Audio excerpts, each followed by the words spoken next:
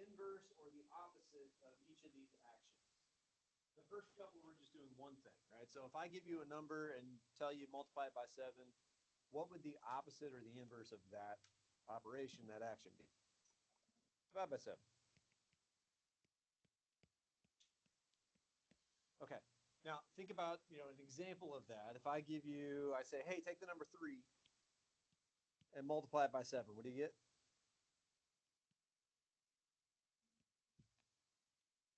Okay. And then divide by 7. What we're saying is if I take that and then divide by 7, we get back to 3. Okay. So we started here, we did one thing, then we did the other thing, we ended up back where we started. What are we really doing here and here? One operation, one function, hang on to the sort of intermediate like result, right? And then put it through it for composing. That's what we're doing. And if I compose these two things and do one after the other, I end up back where I started. If I had said, hey, do this with 5 instead of 3, and you did both in a row, you would end up back at 5. Okay, so just kind of keep that, in the back of your mind as we're talking about this. Subtracting 1 from a number. The inverse would be adding 1. Okay, so if it's just a single step, then we just do what, oh boy. Sorry. If it's just a single step, we just do the opposite operation, right? Arithmetic. So multiplication and division, those are kind of paired together. Adding and subtracting, those are kind of paired together. Other stuff we know, that sort of relationship maybe gets a little more complicated sometimes, and we'll take a look at that as we go. But what about when there are two things happening kind of in sequence or one after the other, like putting on socks and shoes? What do we have to do to invert or undo that? We have to undo the last thing first, right? So I need to take off first shoes and then, because that's just kind of how it works, right? I probably want to be able to use the socks again. There's no way to get them off of my foot without destroying them unless I get the shoe out of the way first, right? Okay, so I have to reverse the individual steps. Right now I'm taking off the shoe instead of putting on the shoe, but I also have to flip the order, right? And again, if we think through doing one and then the other, if I start off barefoot and put on socks and put on shoes and then take off shoes and take off socks, I end up back barefoot, right? Okay. So what does this look like with, sort of mathier stuff? Multiplying a number by 3 and then adding 1. To undo that and get back to where I started, I would need to subtract 1 and then divide by 3.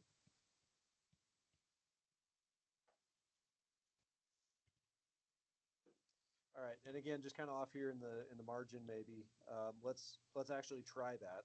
Let's take some number.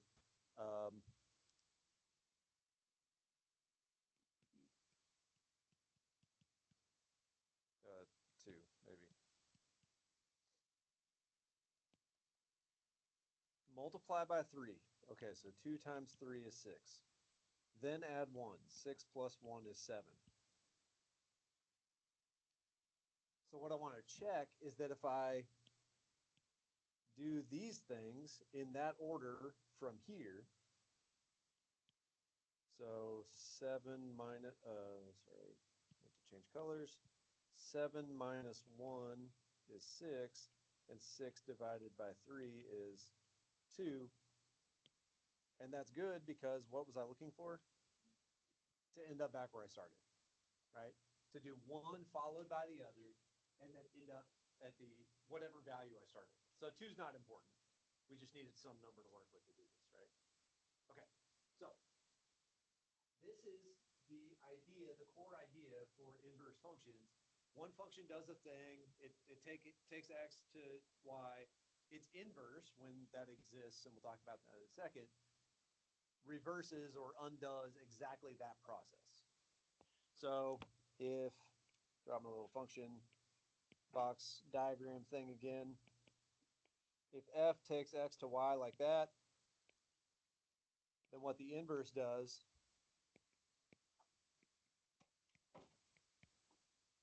is reverse that process and take a given value back to the sort of input that would have produced.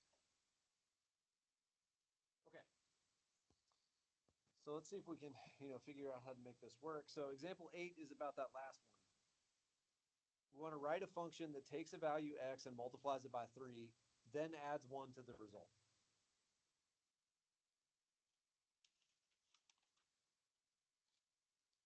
So how do you write a function that does exactly that? Takes an x value, multiplies it by 3, and then adds 1 to the result. Okay? Let's call it f. 3x plus 1. Okay. Does that do what we wanted to do? Does it multiply by 3? Does it add 1? Yes. Does it do them in that order?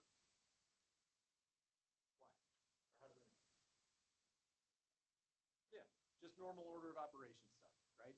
The usual thing is that, if we don't do anything special to it, multiplication happens before addition. So I don't need to do anything special to it to make multiplication happen before addition because it already does, right? So you give me a number, I throw it into this thing, and what's going to happen is I'm going to multiply by 3. And just to check, since we already kind of did this with x equals 2,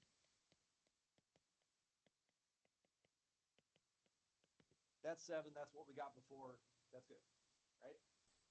So we're just, we're writing a formula for it, so we're making it kind of a little more formal, but let's check that it still works the same way we think it does. Okay, I want you all to take a minute and think about number 9. Write a function that does the inverse or the opposite of this. Now, this is the same relationship we've been talking about. What I want you to do is, write this down, call it G.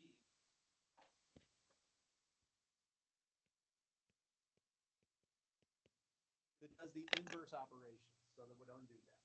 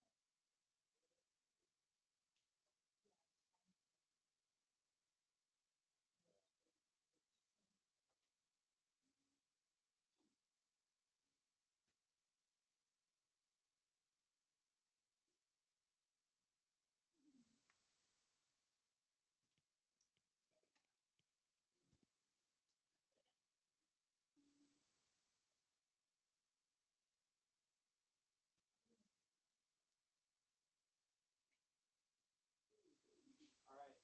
So what we wanted to do is subtract 1 and then divide by 3. All right, so take whatever input you give it, subtract 1, and divide by 3.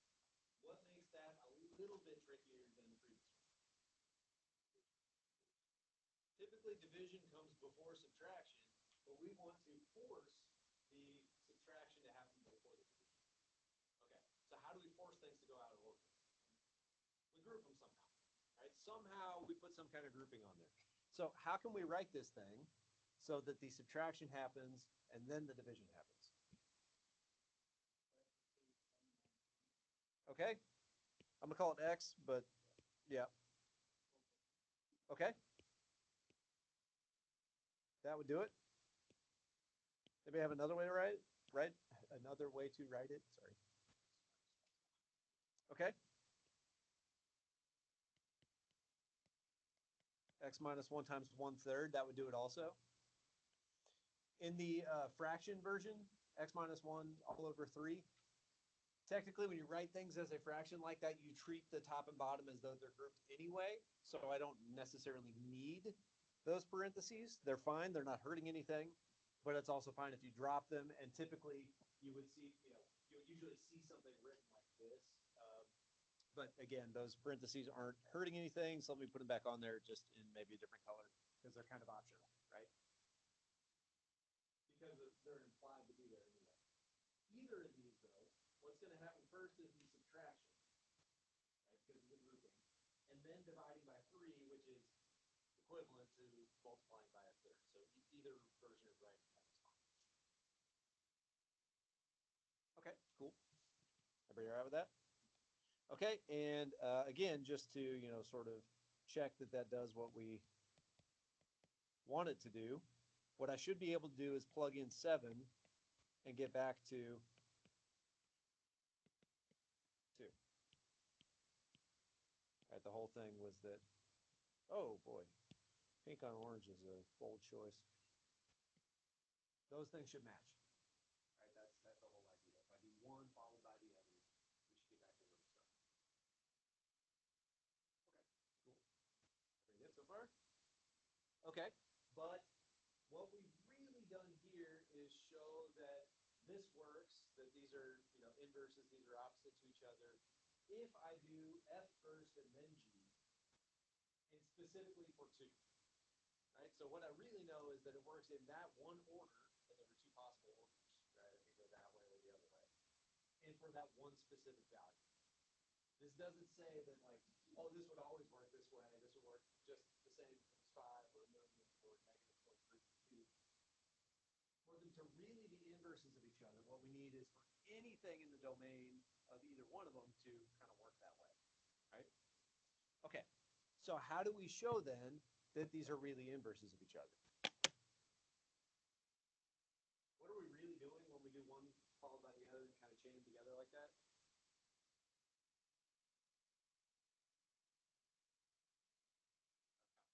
Composition, right? That's what composition is. Let's do one function followed by the other. Okay, so what we're really doing is composition here. We've done the composition with 2. Another way to write what I just did, in the margin here is I found G of F for 2. And what did I get when I did G of F for 2? 2.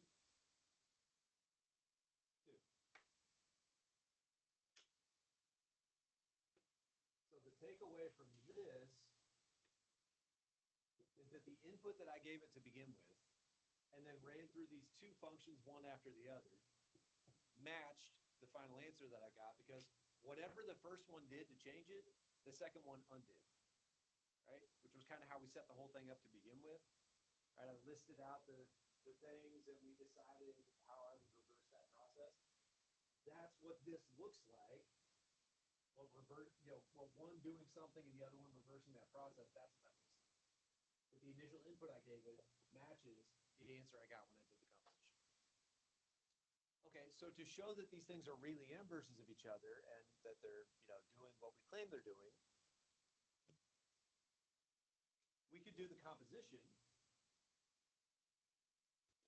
in both orders, right? F of G and G of F. So that's F first followed by G or G first followed by F. But instead of doing it for 2, because maybe it's some fluke that happens with just 2. And if I plugged in 4, it wouldn't work the same way, right? Instead of doing it for 2, keep that as a variable, work through the algebra, and see what happens, right? Okay, so you know how to compose functions. This is a good time to practice if you're still not feeling totally sold on the idea. So let's take 5 minutes or something and y'all do this.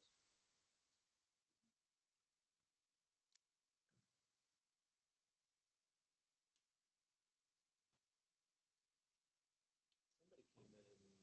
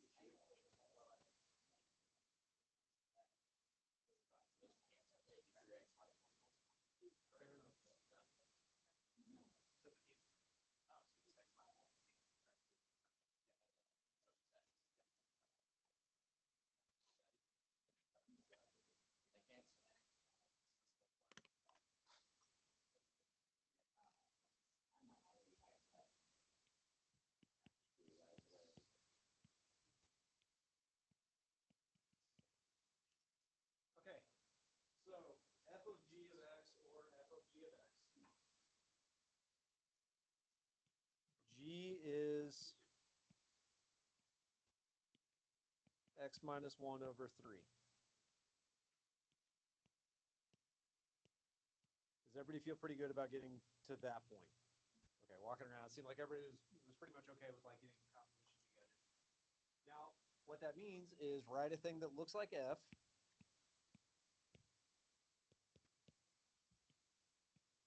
But with this in place of X. And again, it seemed like most of us, at least that I saw, were okay with getting to there. If you're not, if that part's still throwing you off, please let me know. Now we need to simplify, and this part didn't seem like it went quite as well. 3 times x minus 1 over 3. There's a few ways that we can do that.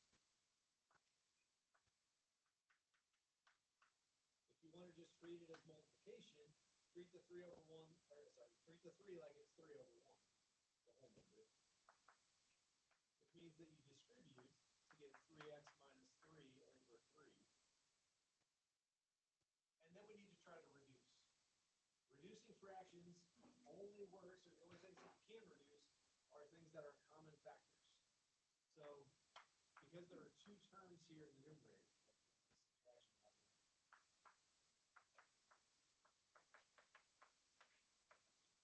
the reason I can reduce and the way that I go about it is to take that common factor of 3 out and then reduce 3 divided by 3 is 1, so we get x minus 1. Or, and I think this is maybe a more productive kind of way to look at it because you don't get as tangled up in the weeds maybe, but forget about this for a second. The 3 on the outside says multiply by 3.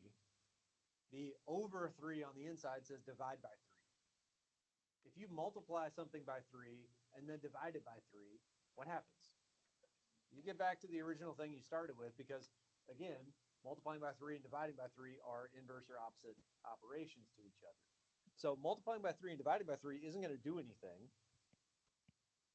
So rather than sort of write that whole thing out and worry about all that, times 3 divided by 3, those undo, those offset. So what are we left with then? X minus 1 plus 1, which is, okay. Is that good? Is that what we wanted to happen? Why? Say it again. It proves that they're inverses to each other, at least in that order. Why does this prove that these are inverses to each other? It goes back to the original thing that we plugged in, right? It's not important that it's x so much as that this matches that, and now I know it's not, whatever number we used before, 2 or whatever. Now I know it's not just some fluke that just happened for 2, right? If I do this, now I know, okay, if I plug 2 in, I can leave out all this stuff in the middle, and I know what's going to happen is I'm going to get 2 because those undo each other, at least for that order. To show that they're really, really inverses of each other, we need to make sure it's not some fluke of the order we did things in either. So we do it the other way around, g of 3x plus 1. So a thing that looks like g, but with 3x plus 1 in place of x. And then what can we do to simplify? Remove the parentheses because they're not really doing anything anyway, right? So 3x plus 1 minus 1 all over 3 is 3x over 3, which is, again, x. Again, the part I care about is that these things match. That I started and ended up at the same place. So now I know that if I plug 5 in and I do f first and then I do g, what I'm going to end up with is 5, even if I don't go through actually doing the work to show that. I've shown that the composed function of these 2 things is just that the just get you back to x. Okay? Everybody feel good about that? Does anybody have any questions about how we did any of that? Okay, cool. Let's take a look at these things really quick.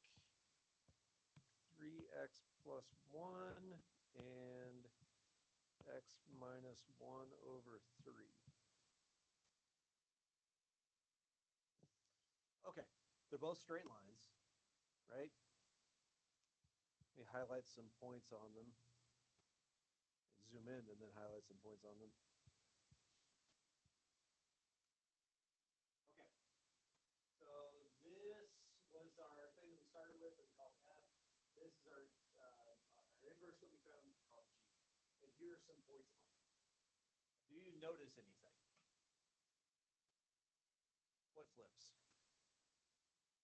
The x and y values flip. Okay, so you're saying that every point's got kind of a corresponding point, like 0, 1, and 1, 0, where if I know the coordinates of this one, I can get the coordinates of this one by flipping x and y. Okay, let's think about that for a second. And you see that happen here as well, right? And then this one point that they have in common, if you take its x, y, and switch them, changes because they're identical. Okay. So let's think about what a function does again for just a second. F takes an x to a y. This inverse function that we just built reverses that process. Okay, what that looks like on the graph is x is paired with y's, or one of them. And then to reverse that, you're taking the x and the y, which one's the input, which one's the output, from the starting point and raising up. Look at it, right? Because we're moving backwards, doing reverse. That's why this point at 0, 1 on the one function corresponds to 1, 0 on the inverse. That's how it always works. So there's a symmetry to this then, because anytime we're, flipping coordinates like that, what we're doing is symmetry. The thing they're symmetric about is that line, y equals x. So if I graph one of these, say I started with the green one, and I folded my paper over the line y equals x and rubbed real hard so the pencil smears off, I would get the other one because what I'm doing is swapping all of the x's for the y's. That's what reflecting over that line does. Okay. What does that mean? Let's where's some space? Surely somewhere. Let's see. Here we go.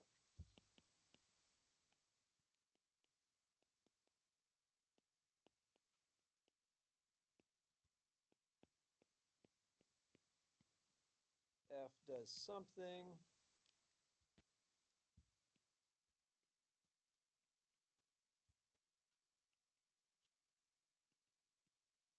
A little bit of notation. The way we write the inverse for a function is to put a little -1 superscript. So kind of like an exponent, like in the same place as an exponent, but it's not a power. The inverse of f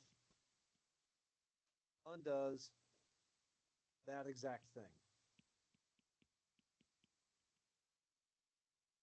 That's just sort of the idea to keep in mind for what these do. So if it's a single operation, it's just the opposite operation. If it's several things in sequence, then it's undoing them in reverse order, right? Just like the one that we just looked at.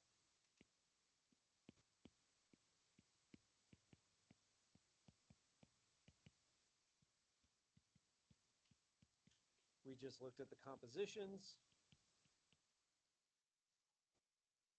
And what happens is that if you compose a function with its inverse in either order, because two functions being inverses means that they're inverse to each other, right? It's like f inverse is the inverse of f, but f inverse is that, like, it works both ways, right? It's a two-way relationship. Either way I do those compositions, I get back to whatever I started. So if this was a 2 I plugged in, then the same thing would happen as long as that 2 is plugged in. But this is saying that it does it for everything.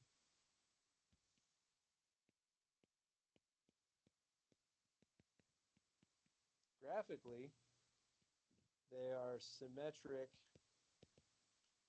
or well, not symmetric. Symmetric's not the right way to, or not the way I want to say that. They're reflections of each other about the line y equals x.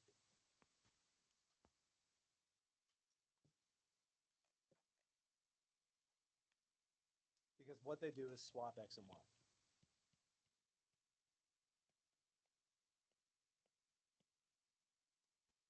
Taking a reflection across the line y equals x takes all the x's and switches to y.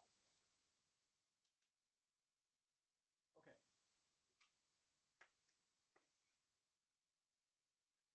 Here's an example of a function that we spent a fair amount of time with, right, doing all the transformation stuff. How do we know it's a function? Because it passes a vertical line test, right?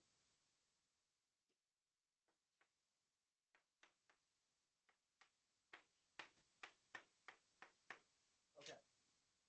If I hold the line y equals x still and flip that over and swap all the x's for y's, what would that look like?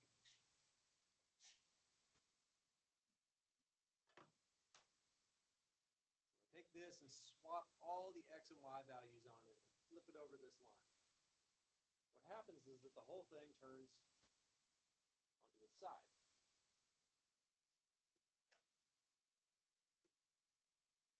In other words, this is x equals y squared. Right? The first one was y equals x squared. That would be x equals y squared then if I swap all the x's and y's. But there's a problem with that. Thing in yellow is not a function. It's not a function.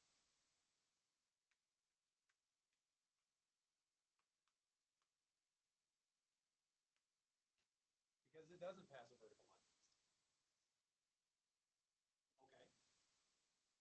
What that means about the thing that we started with is that it doesn't have the property that I can find an inverse to that function that is still a function, right? I'm using the word function a lot. I want the function that I start with to have an inverse that is also still a function. So I want it to be reversible in a way that preserves all that good stuff about functions that we've been talking about, that if I, tell it to do a thing, it does exactly one thing, right? It gives me one answer back. I can't do that with this because if I say, hey, when is x squared equal to 4? Think about the quiz from yesterday, right? When is x squared equal to 4, for example? Well, here, but also over here. That means the inverse, the thing in yellow, if the question is, hey, when is x squared equal to 4, I have to say, well, at 2 or at negative 2. Right? I don't get a single answer back. That, prevents it being a function. So this is our condition for when a function has an inverse.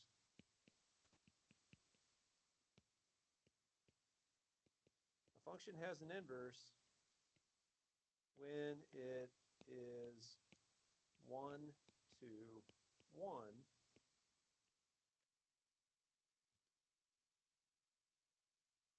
Another way to say the vertical line test thing is that one x value goes to one y value, right? Being 1 to 1 means that one x value goes to one y, but every y also goes with only one x. Right? So it's saying that that relationship kind of works both ways. How could we test that if we're looking at a graph? What would that mean? I want it to pass the vertical line test because I want it to be a function. But I also want the thing, when I flip it over on its side, to pass a vertical line test, right? What did the vertical lines for this yellow graph look like before I flipped the whole thing over and swapped x's and y's? They look like horizontal lines. Being 1 to 1 means it passes a horizontal line test as well.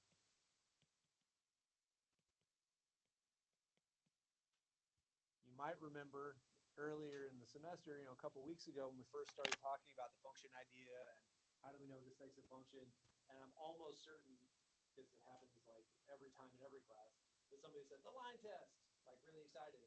I said something like, yes, but what kind of line? Right? This is why. Vertical lines tell us about being a function. Horizontal lines tell us about being 1 to 1 or invertible, because those horizontal lines turn into vertical lines.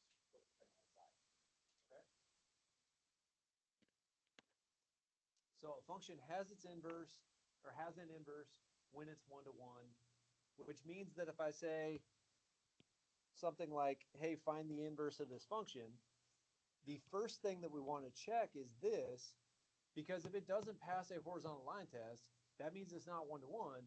That means it doesn't have an inverse, which means there's no point in me going and doing some algebra stuff to try to find it because there isn't one anyway. Does that make sense? Okay, so it's like a condition that we need to check first, because if there's not one, then I'm never going to, like, no matter how much work I do to try to find one, I'm never going to find one because it doesn't exist, right?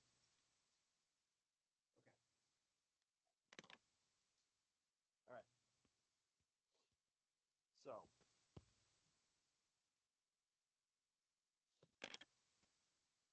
we want to determine if this function is 1 to 1, and if it is, find its inverse.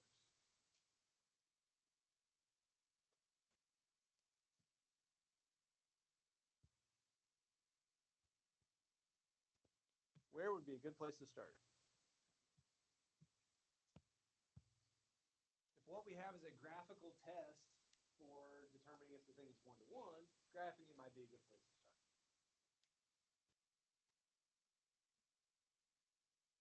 And by the way, this would be a thing that if I was going to put it on a test question, I would probably either give you the graph and say, hey, is this 1 to 1? Or, I could maybe like tell you, hey, this function's 1 to 1, go find its inverse, right? Because I don't want anyone to be like advantaged or disadvantaged because your calculator's fancy or whatever than everybody else. So, the thing that we need to check is that this passes a on the line.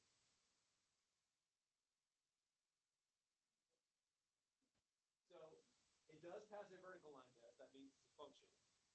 I kind of gave you that in the statement of the problem. I said determine if this function is 1 to 1. So kind of we already know that, assuming you can trust me. The thing that we really need to check then is that it passes a horizontal one as well. We can see enough of that to be convinced that it's a linear function, right? It's a straight line, doesn't do some swirly thing way out here that we're not expecting. Does that pass a horizontal line test? Yeah. Anywhere I would draw a horizontal line, hits the graph one time, that's it. Okay. So is this one, hang on, 1, 2, 1? Yes, because it passes horizontal line test.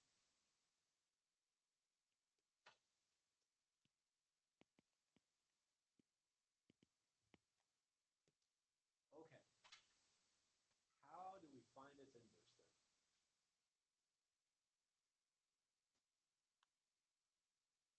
What did we do with the last one that we sort of built the inverse of? Did the opposite stuff. Okay. Well, that one, I gave you first as like a description. Multiply by 3 and that one. Right? Multiply by 3 and then 1. So we said, okay, let's subtract 1 from that.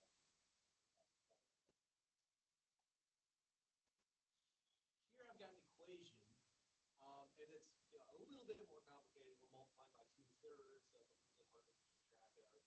We could do the same thing and sort of pick out like one at a time what the things are, and then reverse them and reverse the order. That gets a little bit clunky and a little bit difficult sometimes to parse, like to keep track of the order and the things. So let's see if we can get algebra to sort of automate some of that for us. If I have a function, and my function is y equals 1 minus 2/3 x. It was called g of x, but g of x means y, right? So I'm just writing it with a y instead. If that's our original function,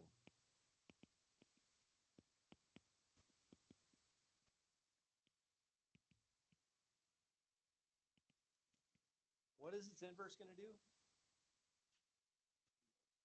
It's going to swap x and y. So it would be x equals 1 minus 2/3 y. Anywhere there was an x, write a y. Anywhere there was a y, write an x. Now this does the opposite thing, right? What we need to do then is just solve function. We want to treat it like a function. We write functions as y. So we just take this thing and solve for y. To solve this for y, what we're going to do is reverse each of the steps. We're going to do them in reverse order. But the stuff that we know about solving and how we work through things algebraically is going to take care of the details for us. Does that make sense? If I want to solve this thing for y, what would I do first? Okay? Move things away from y, right? So subtract 1 from both sides. X minus 1. Then what?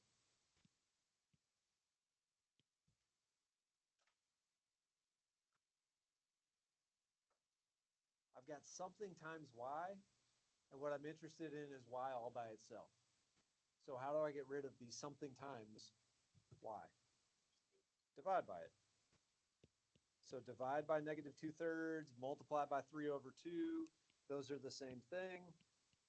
If you want to do it in smaller bites, you could multiply by 3 and then divide by 2 and then get rid of the negative. I need that coefficient to go away though. So I get that y equals, dividing by a fraction is the same thing as multiplying by its reciprocal.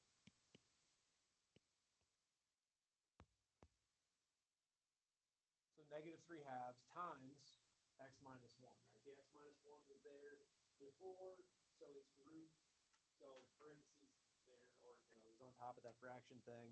I'm just cleaning it up because this fraction made of fractions thing is, well, unpleasant to look at. So the inverse function then for this thing was called g.